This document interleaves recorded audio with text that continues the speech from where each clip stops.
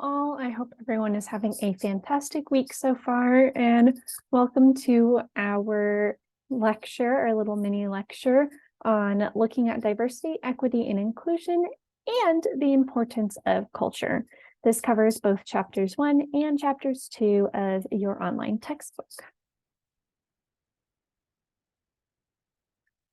Our objectives for chapter 1 include defining diversity, equity, and inclusion, examining the importance of diversity, distinguishing the difference between equity and equality, explaining what inclusion means, and discussing ways programs should be inclusive. This is just something to kind of keep in mind, the goals for what you should learn by the end of chapter 1. Let's go ahead and jump into diversity. Let's begin by defining diversity and exploring its significance to working with children. When doing a quick search, Google defines diversity as the practice or quality of including or involving people from a range of different social and ethnic backgrounds and of different genders and sexual orientations, etc. The text defines the concept of diversity as understanding that each individual is unique, recognizing our individual differences. These differences can be along the dimensions of race, ethnicity, gender, sexual orientation, socioeconomic status, age, physical abilities, religious beliefs, political beliefs, or other ideologies. Diversity is the exploration of these differences in a safe, positive, nurturing environment.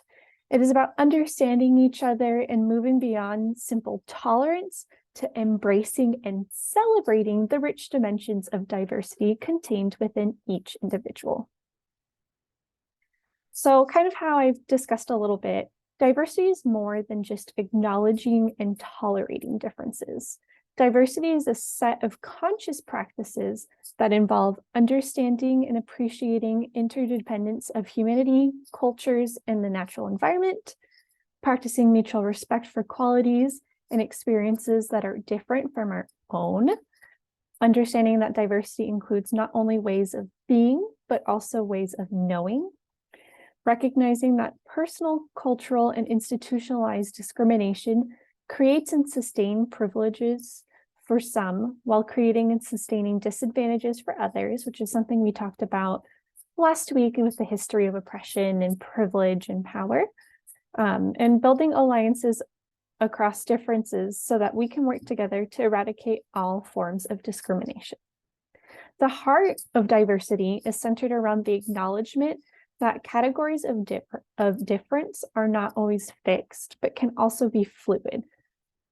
The respect we have for individual rights to self-identification, and the recognition that no one culture is superior to another. It is important for students to recognize and benefit from the life experiences and viewpoints of other students around them. Diversity is an active and intentional practice that supports difference and multiplicity to expand our knowledge, educate capable citizens, and develop the whole person and serve our local and global communities. Promoting and sustaining diversity is a commitment to the creation of positive and respectful learning communities, which is something that should be fostered in your own classroom and beyond. So now we're going to take a moment to think. A growing body of research shows that diversity in schools and communities can be a powerful lever leading to positive outcomes in school and in life. Racial and socioeconomic diversity benefits communities, schools, and children from all backgrounds. That being said, think about it. How does diversity in schools benefit learners/students? Pause the video, take a 30 seconds, a minute to think about that, and then replay the video. So today's students need to be prepared to succeed with a more diverse and more global workforce than ever before. Students who learn about and are exposed to different cultures and diversity during their education, especially through those earlier years, feel more comfortable and safe with those differences later in life. This allows them to interact in a wider range of social groups and feel more confident in themselves as well as in their interactions with others, ultimately benefiting society by creating confident, respectful, and creative individuals.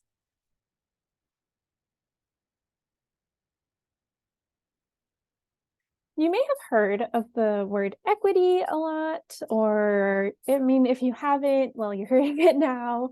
For the longest time, I had kept hearing the word equity, but I didn't quite understand what equity meant. I thought equity meant equality, but I was very wrong. Equity is not equality. Equity ensures that every single student has what they need to be successful. This means that little John, who is in second grade and does not know his letters, is going to get the extra attention and support he needs to graduate the second grade alongside his peers. Equity is not equality because everyone is at a different place. If equity were equality, that would mean that we would give everyone the same exact resources and support, completely disregarding the differences that lie within everybody. Equity gives every student a chance for success, regardless of unique challenges and barriers faced by the individual or the population with which the individual identifies. An example that has always stuck with me on the difference between equity and equality has to do with bikes. Equality would be giving everyone, regardless of size or ability, the same exact bike. That bike might be too large for some, too small for others, or just downright not usable. Equity would be giving everyone a bike that fits their needs.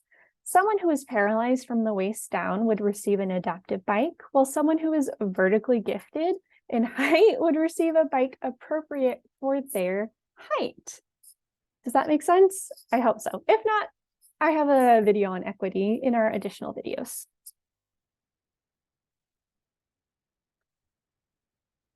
Inclusion is designing systems for people from a wide range of backgrounds. A program can serve diverse families, but not truly be inclusive. You can have families from different backgrounds in your program, but do they feel welcome? Are you forcing them to adapt to a program that isn't designed for them or that doesn't take into consideration their social, cultural, and/or racial contexts? Inclusivity encompasses everything from physical space to how you interact with the children. For example, to create inclusive spaces in my past preschool classrooms, I would make sure that all of my students' cultures were represented and discussed in the classroom throughout my curriculum, including books, posters, instruments, dress up, art, and food. Getting families involved in this is also a super fun way to create an environment of respect and celebration of differences, facilitating a sense of belonging, membership, friendship, access, and support. I also ensured that any additional supports that were needed were provided for any and every child and family, whether that be extra technological support or just a quiet, safe space for those who get overwhelmed very easily or have like sensory overloads.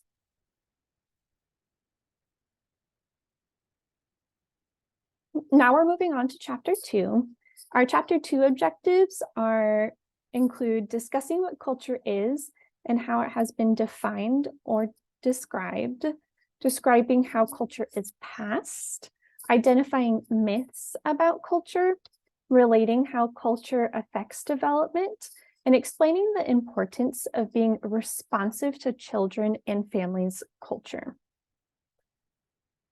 Like I said before, these objectives are to just kind of guide you through your learning process and to ensure that at the end of reading chapter 1 and at the end of reading chapter 2, you know how to, you can fulfill these objectives. That's the word I was looking for. Culture is a broad concept that refers to customs, values, beliefs, and practices of a group of people. It incorporates family roles, rituals, communication styles, emotional expressions, social interactions, and learned behavior. Culture also refers to a shared way of life that includes social norms, rules, beliefs, and values that are transmitted across generations. Culture is a historical construction by people that is always changing. Culture also cannot be seen because the rules of culture are oftentimes invisible. One can see only the products of the culture, the behaviors produced by the rules. Nevertheless, cultural rules do not cause behavior. They influence people to behave similarly in ways that help them to understand each other. It is by understanding a culture's rules that one knows how to greet a person younger than oneself, older than oneself, a friend, or a stranger. For example, my dad is from Peru, and the Peruvian way to greet others is a kiss on the cheek. My mom is from the US, where the most common way to greet people is normally shaking their hands.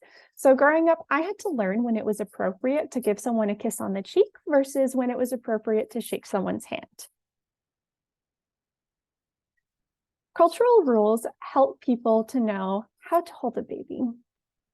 Cultural rules shape food preferences and celebrations, determine whether the sun or the moon is celebrated, whether to wear a dress or pants or nothing at all.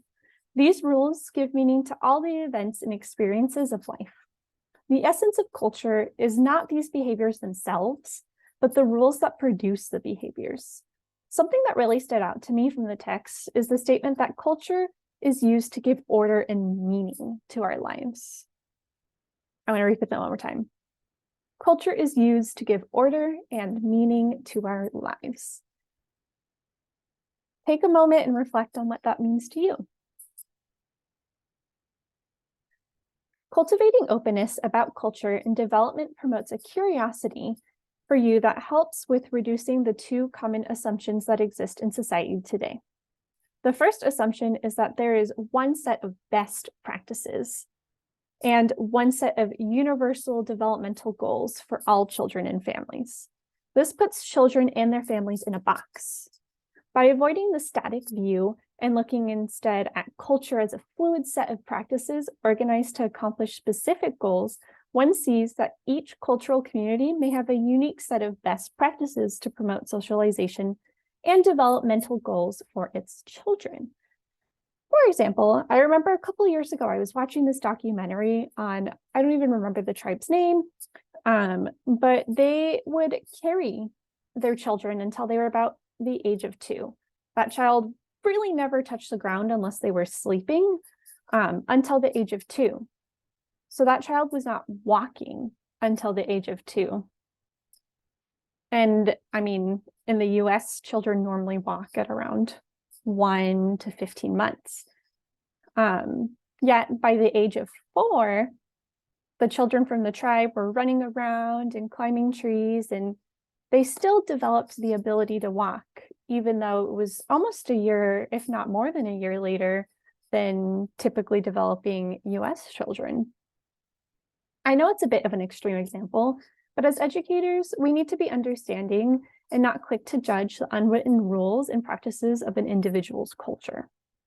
That is why it is so important to know, understand, and respect the cultures of your students. It never hurts to ask the grown-ups of your student, hey, what do you practice? Hey, what is your bedtime routine like? That's super important, especially for co-sleeping. So some children might have troubles napping and things like that because they're used to sleeping with someone else, and this is their first time not sleeping with someone else. And you wouldn't have known that had you not asked what their sleeping routine is, why they follow that, what are their beliefs, things like that. The second assumption is that culture is equivalent to one's ethnic or linguistic background. Looking at culture as a set of practices rather than as a person's background provides a more powerful way to understand variations within ethnic and linguistic groups than simply comparing attributes across groups. As teachers, it may be typical to notice more differences than similarities to appear among children from the same ethnic or linguistic groups. Culture affects things such as playing, eating, and sleeping routines. To develop a culturally responsive approach, it is essential to understand that what children learn from families and teachers is an idea system that extends deep into the values of a group of people. Learning goes far beyond the things generally associated with culture, such as art, music, styles of dress, or holidays. As a child acquires cultural ways of being, these cultural rules for behavior impact identity by giving children the tools to understand their family and community and to be understood in their family and community.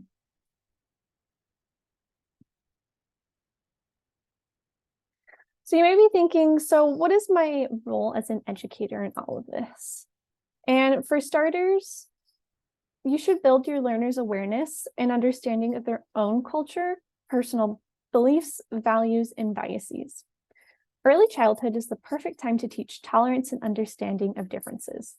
For example, I had a white little girl in my preschool class come up to me once and tell me that her straight brown hair was different than her friends who had black, extremely curly hair. And she was right. And I use that moment to explain that we're all surrounded by differences, and that is beautiful. That's what makes us each unique. And it's okay to notice our differences, but it should be viewed as something that is beautiful and wonderful instead of something that is gross and icky, or, I mean, you get the gist. The second thing we can do as educators is to recognize the power and benefits of diversity, equity, and inclusivity in our classrooms. The third is take responsibility for biased actions, even those that are unintentional, and actively work to repair them. Biased actions can be as little as asking the little girl who is playing with cars if she wants to play with baby dolls. We need to own up to our actions, biased or not, and actively work every single day to ensure that we are creating equitable environments for all, casting our biases aside. The fourth thing we can do as educators is acknowledge and seek to understand structural inequities and their impact. The fifth thing we can do as educators is make an ongoing commitment to cultural responsiveness. The key word here is ongoing. This is not a commitment you make one day and then just forget about it. This is not your New Year's resolution to lose 5 pounds and go to the gym every day, and then you don't end up going to the gym by January 3rd. This is an ongoing commitment you choose to make every day to make a world a better place for your little learners. It is also important to understand the importance of culture to human development and to move beyond mere cultural appreciation and enrichment to cultural empowerment. The sixth thing you can do as an educator is recognize that much of the theory and research in early childhood education is largely based on the normative perspectives of white middle-class children with disabilities in English language schools. This is something that I actually learned in grad school. There is such a gap in literature in regards to non-white early childhood research, which is something to be extremely mindful of, especially when discussing averages.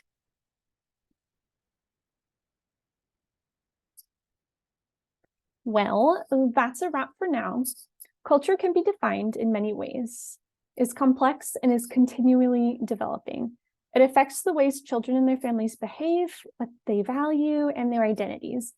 It is critical that early childhood educators partner with families to understand, value, and respect, and honor the individual cultures of the children in your early childhood education classroom. Like I said, that's a wrap for now. If you have any questions, comments, concerns, just want to chat, we are open for office hours. You can send us an email, message us on Canvas. We are here to support you. We want to discuss these things with you. And I hope you enjoy the rest of your week. Goodbye for now.